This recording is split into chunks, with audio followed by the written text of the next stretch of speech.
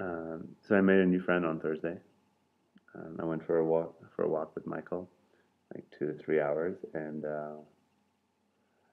something happened. I got something really precious. Um, it's a I don't even know how to describe it. It's kind of a paradigm shift for me. Uh, it prompted me to share that video on gifting, on the my favorite gift, and that's kind of the topic. It's authentic gifting, and we're gonna do something on Tuesday together. What are we gonna do? Go for another walk, share more conversations. Yeah, about authentic gifting. So, tell some stories. I've been offered land in Africa by the river in tropical paradise, the kind of paradise that Americans just dream of, as a gift. I didn't know that. Yeah. I've been a taxi driver in San Francisco. I told you about gifting me a $25 or $30 taxi ride. I've been gifted dinner by a stranger in the Buenos Aires airport. I've been gifted 80 grand by a client who believed in my work. Just she just gave it, no strings attached. And, I've been and those are awesome. But I think what I'm more inspired by is what you've been gifting, hmm, or there's just a way about you that really resonates for me. That hmm, like it feels really authentic to who you are. Like yeah, 'cause you've been living for a couple of years, and you've been both gifting your gift and accepting and actually really receiving others. gifting and receiving, gifting big and gifting small, receiving big and receiving small, and it's kind of turned into a whole path, like almost like a spiritual path, if you will. Um, it comes with just like such ease of movement in the world, like no stress, lots and lots of gratitude, um, Relationships, like actually friendships, a right? Like wealth of friendships. It's transformed my level of like how humble I am in just connecting with people. how You has know, it done that? How's the humility come up? um, well, one, not promoting myself, actually taking on as a practice to not promote myself. So if people don't ask, I don't tell people, and even if they ask, I often give them a unclear answer. Which is true. Yeah, we talked for 3 hours, and I had to like pull it out of you. What you do? I'm still not quite sure what your Yeah, big intensive workshops are yeah, are and it's about. great. I mean, I promoted those for years. It, you know, I don't know. It's So what one, feels? I don't need money from doing that. I really don't need money. I don't need much money at all. How do you not need money right Um, People are generous. Cost of living is what is cost of living? I mean, how much does clean air cost? Well, in the city, maybe it costs something, but most places on the planet it's free. It's a gift, right? The warmth of the sun is a gift. The fish in the sea, the mangoes from the tree, all these things are gifted. People care about you. Love is a gift. Like what is cost of living? There's only a cost of living you know, if we live in a modern civilization that um, has a lot of fees and taxes and all this kind of stuff. And but if you're not generating income, well, there's no income tax. you know, I mean, there's a whole wealth of gifting. Everything in the trade economy is taxed and regulated and all this kind of stuff. But now? They if you haven't they invite, haven't gotten to gifts yet. right, They haven't gotten they're around to not taxing taxing, gifts. right? I mean, because if you invite me over for dinner, um, that's a gift, right? Hmm. But if you make a dinner and sell it to me, it's as a restaurant or a cafe or a delivery service, then there's a tax and all this kind of stuff. Which just reminds you of Charles Eisenstein sacred economics. Yeah, How like how our money system basically encourages me to actually sell you the dinner instead of gifting it to you. yeah, There's this sense there's a sense I got in our conversation that I'm remembering that I love giving. Like I'm actually a really giving person. and somehow I forget, and it's like there's a voice inside of me that tells me I'm not a giver, that I shouldn't, I want to take care of myself. And I think that's kind of a societal voice too. Well, there's a lot of energy around taking in our Hmm. culture. And even, I mean, when we say gifting, we're not talking about free, right? I mean, something. Yeah, that's an important distinction that you made. What's the difference between free giving for free and gifting for you? Free is like, putting a sofa, an old sofa out on the street and just letting whoever come take it, right? Like there's no gratitude, it's just free. It's like Mm. it's a worthless kind of thing, It's like I don't need it. You can have it. It's free. But if I take like the other video you shared, like the girl takes her jacket off her back and she gives it to you. Like, Yeah. that's a gift, you know. That's a gift. She saw you needed it and she gave it to you. And like, who cares if it cost her something? She had a desire to give it to you. So there's the relationship there, There's the gratitude, and with this path of living, like my my sense of like living in a magical world, and a world where people are generous and kind and they care. I mean, it's confronted some of my ideas about people and stuff like that, and it's in a beautiful way. Huh. And I'm relaxed. Like, I can go to a new city where I don't speak a language. They don't speak my language. You can drop me off, and I'll be okay. I'll be taken care of because people care. People care, and it requires it requires skill sets different from making a lot of money or building a business. But I've received a lot of wealth as far as amazing relationships, time. I have a wealth of time. Like, I don't know when I'm leaving Boulder, and I have no plan. This workshop ends tomorrow. I have no plan for Monday. The only thing on my list next week is I'm gonna get together with you and go for a walk on Tuesday. Yeah. I felt moved when you said people care. I think this is the biggest gift that the gift economy can give us, me, Mm. is just um, this confirmation that people care. And that's also my fear. Like when I look at it, like what if I take a shot and like know, I offer my gift and then it turns out that people don't care, we're wrong. Well, even if you don't offer your gift, like, you connect with people, people will care. People care about you. I mean, like, if I step off the bus in some city in South America, I don't even need to give a gift. People will help me out. Like, people care. People will give to me. You know? I haven't traveled in South America, so I don't know. I imagine that makes sense given what I've heard. And at the same time, it's such a like I'm American and I'm Romanian, but I've lived in America for 21 years, 22 almost, and part of me thinks like I've adapted the American values so much that I can't even imagine what it's like in Romania, where my family and my dad and I were traveling through the countryside, and we stayed with a host family, and my dad tried to give them money, and they refused to take it, so he had to like hide the money under a pillow when we left, so they find it later. Mm. Which, in a way, can even be an insult. It's like you didn't really fully receive their Yeah, gift.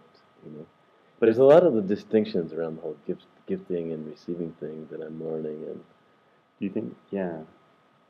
it depends. It depends culturally. I mean, because if you're in the Middle East, a lot of places in the Middle East, like I was in Kuwait, someone offers you something, it's rude to actually accept it, Really? right? No. Unless they've offered like more than 3 times.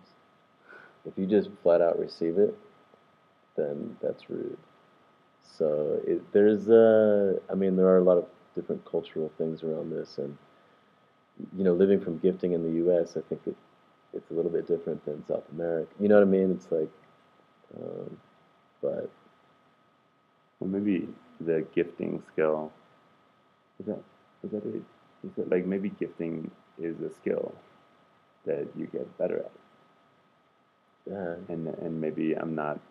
It's it's completely undoing my whole way of being, my personality, my way of organizing my life, everything. It's generally the way people dismiss any kind of progress or like someplace you got to, like a way that people justify the remaining where they're at is like, oh yeah, but you were probably born that way. Right. Yeah. Were you?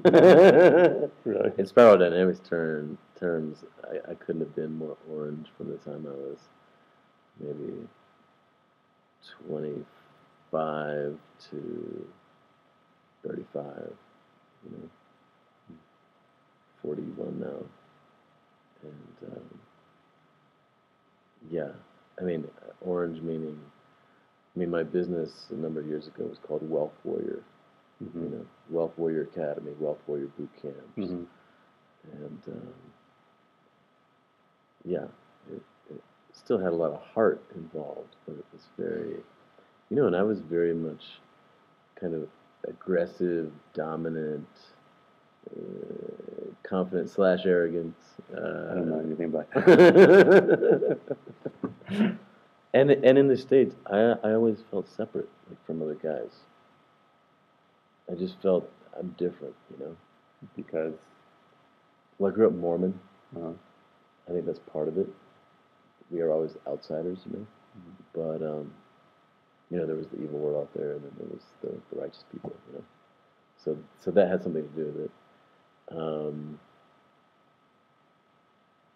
Just I kind of learned to like, my ego strategy or my way of surviving was withdrawing, the aloof, quiet, person who draws energy by people wondering, well, what's he thinking and what's he doing, kind of the mysterious whatever. And now I'm the opposite, Like I really connect, and I didn't have any time to connect before. This is a big thing I have a wealth of now. Like before, like I just thought of my friends from New York. Since everyone in New York is overbooked. Yeah, like you want to give your gift around here, and people don't even have time in their schedule to receive it, let alone. Around here is even in Boulder, right? I don't know about Boulder, but I mean, I'm thinking back in Austin. You got to work so hard just to be able to give your gift. Get people to show up just so you can give them something. You know what I mean? I mean, even inviting them to a party, it can be a lot of work. In Africa, though, someone invites you for tea, like they've got all day and night for you. Invite you for tea, you leave 6 hours later. That's how it was in Romania too. Plus, you can just drop by unannounced. Here, I mean, I don't know if and where people do that. Who even knows their neighbors in the States? A lot of places people don't even know their neighbors. That's what's so cool about this building in Emerald Center is that I know I can come here, and it is like the village commons. After watching the Charles Eisenstein video, I was like, okay, I'm gonna go to San Francisco. I'm gonna create a common. So we need more commons. Yeah, it's a gift. This place is a gift. Yeah. Anyways, shall we? So we're gonna be talking about stuff like this on. We don't know exactly what we're gonna do on Tuesday, right? But except that I'm gonna you have more to gift me. Well, we're gonna talk about how can you gift your dance workshops? How can you give your gift in a much bigger way, in a way that generates wealth for you on all levels? Not just money, but connection, relationship, time. Yeah, and the thing that had me excited when we talked about it 2 days ago was, like like the gift that I got in dancing in my life 16 years ago is immeasurable. Like, and just even the way that's percolated for a lot of people, like a lot of people have been impacted by the fact that I started dancing. And it all started with a free Friday night swing dance at Dartmouth in 1998, 7. And somebody took responsibility to show up every Friday with a boombox and neo swing music, and And they probably don't even know how that's transformed your world. Yeah, I'm trying to remember the guy's name who was running it. And, yeah, I'm actually just taking a moment to feel that gratitude. Like, some guy did it. Like, there were a couple of brothers. One of his brothers was a quarterback for the Dartmouth football team. I could probably figure out who it is and send him an email. That might be fun. Like, hey, you know what happened? So paying it forward, right? And I've paid it forward somewhat, but I think what I got is that certainly for much of my time organizing dances, I wasn't gifting it with a totally open heart. Like, there's something I wanted to get out of it.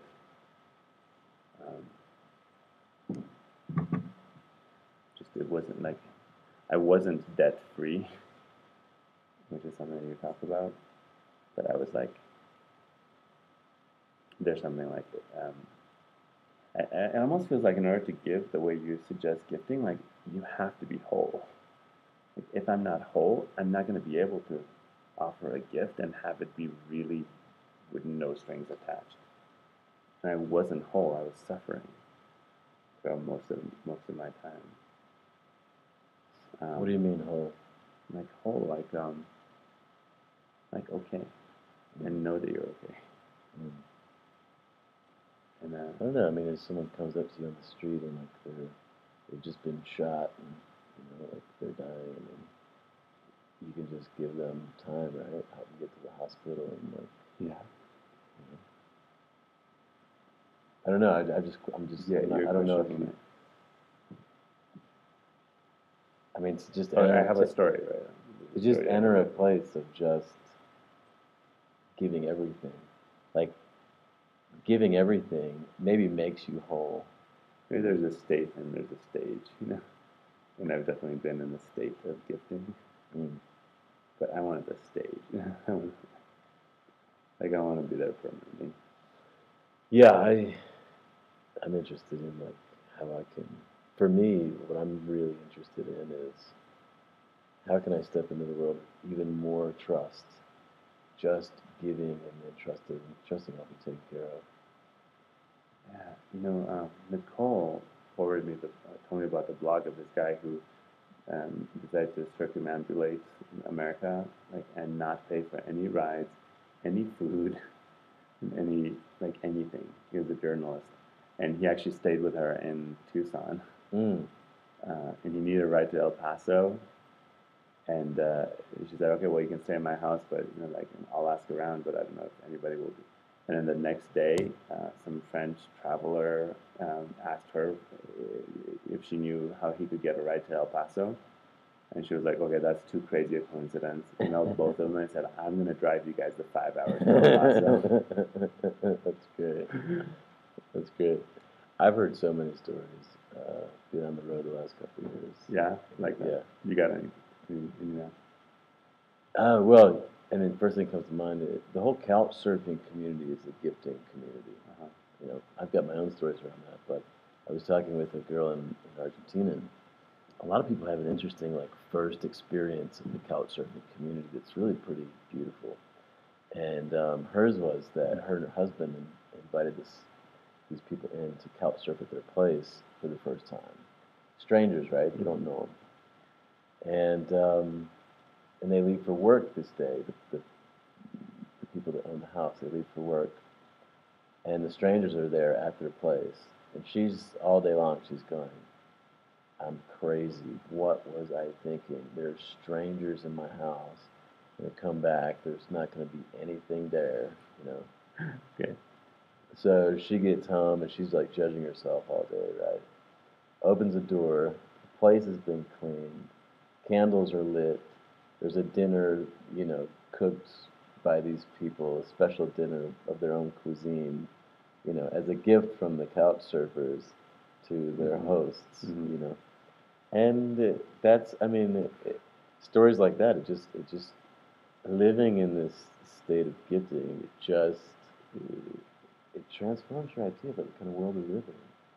You know, even when I left the States and I experienced a whole new level of connection with people like in South America and so on. Mm-hmm.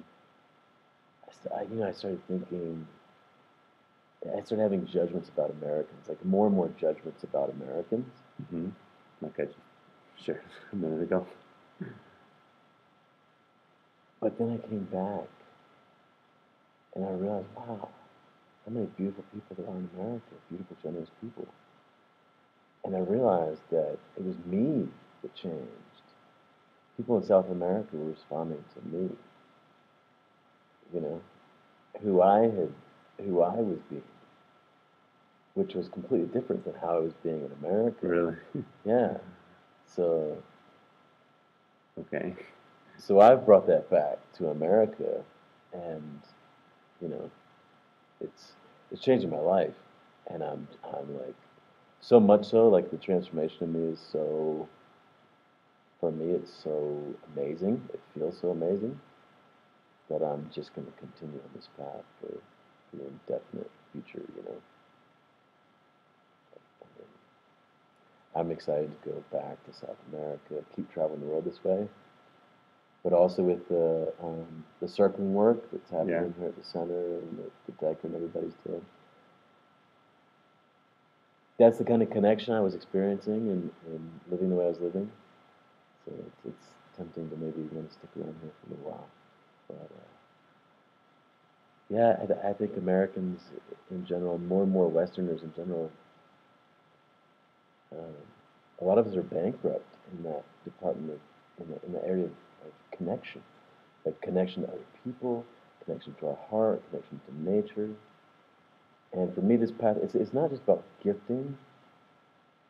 It's about a different way of being, you know, in the world. It's funny because you said bankrupt. I went to financially bankrupt, which is also true, or increasingly true for people. Mm. And didn't somebody just share a quotation in Incubator today? Something like, when you run out of money, you reach out to people. You have to connect to people, or something like. Yeah. Well, you know, Americans. I think what makes America even a more perhaps dangerous place than a lot of other places is, you know, when shit hits the fan, there's another economic collapse, which really reasonably might not be that far out, and people don't even know their neighbors, and they're scared. But, they'll find out their neighbor's name. Like, I mean, in Romania, we used to borrow the beef bones to cook soup. Is the saying. Wow. Yeah, you go to the neighbor, like, constantly knocking on the neighbor, like, do you have any sugar? Can we borrow some?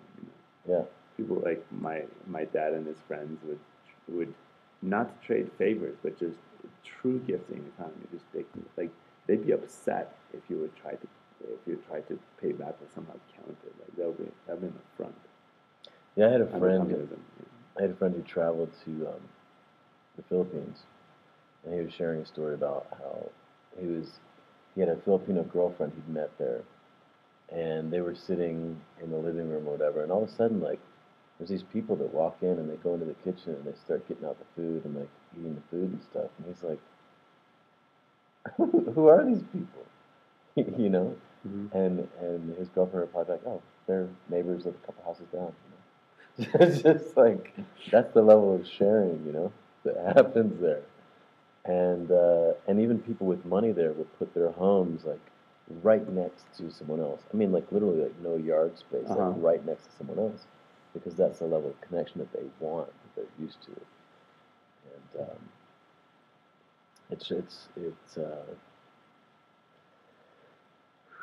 I invite people to go on the road and I want to go on the road with you. transformational adventure, you know, a deep dive. Yeah. Yeah. All right. So, We haven't talked much concretely about it, but I think this is more just like who we are, like who you are, and you thinking of Tuesday? Tuesday, yeah. Yeah, just say if anyone's watching this video, If you made it until the end. you're in the area, you want to join us for a conversation, maybe a walk, maybe wondering like how you might apply it in your own life, or with giving your gift, giving your workshop, or whatever. We're going to talk about that stuff. And I've learned a lot about like what not to do. I've learned a lot of things the hard way. And I think the context is that I wanna practice. The reason we're getting together on Tuesday is I get it, like makes sense, great idea, and I don't want to wait until I apply it.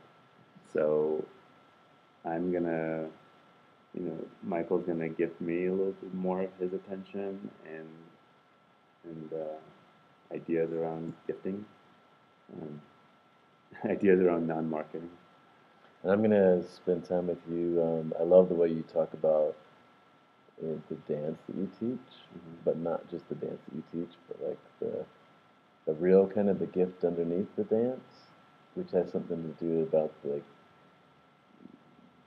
your connection to yourself and your connection to the other person, and the gift of transformation and everything that can happen inside of that. I feel like this relates. Yeah. Because the gifting is a dance in a sense. The giving, receiving. It's all about relationship and connecting. Yeah. And we can connect through gift. Like people don't think, at least I don't think a lot, like I'm gonna connect to you through gifting and receiving. But I've noticed it, like in my village workshop, it happens with my elders, like giving their time, like giving one full day to support beginners, and People love to do it. People love to give. Yeah. I'm constantly like, my first day, the village workshop is 10 advanced dancers or elders support 10 new dancers, and I kind of hold space, and we all have fun together and we get close. The first time I did it, I called up my first elder, and I was thinking, like, I was like, yeah, I have some beginners, and I have and I'd love you to come in and help me with this workshop. I forget exactly what I said, but they were like, oh, how much does it cost? How much will it cost for me? I was like, no, like you're invited to be here for free, but there's a way that like for them it was so much value that they'd be willing to pay. It's a gift that you gave them the opportunity to give. Which is so incredible that advanced dancers in the dance community don't get the opportunity to share all this wealth of experience and body of knowledge that they've amassed over the years. And where does it come from that like, oh, you have to have some kind of teaching degree, or you have to have a business, or like so many more ancient communities, or even not that long ago, just operate through gifting and receiving. Just the aunt teaches her niece dance. Well, I'll tell you where it comes from. I mean, I have a guess that it's the guilds. Like you don't just give advice to a friend. You go get a psychology degree so you can do it better. But that's they make sure that they kind of limit the people who give advice. This is something I'm really passionate about, because I think one of the reasons for like a lot of sense of fear and scarcity in our world is that everything has become monetized like this, and the things that used to be given freely as a gift from our elders to each other have now been taken away and monetized and made scarce, made artificially scarce. Yeah.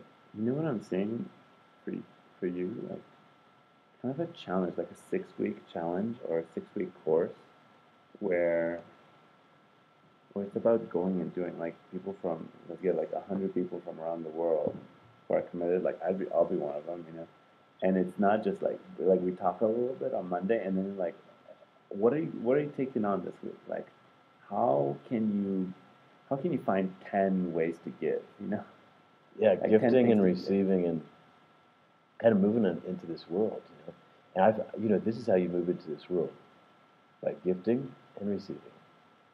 And then your world starts to slowly become more and more and more of this. If you wanted to take it to the next level, you could do like I've done and renounce debt. So I'm not borrowing any money, and I'm not loaning any money. Someone comes to me and they need some money, I'll give them what I have in accordance with my heart. If I need money, I'm welcome. I'm open to receive the gifts of other people.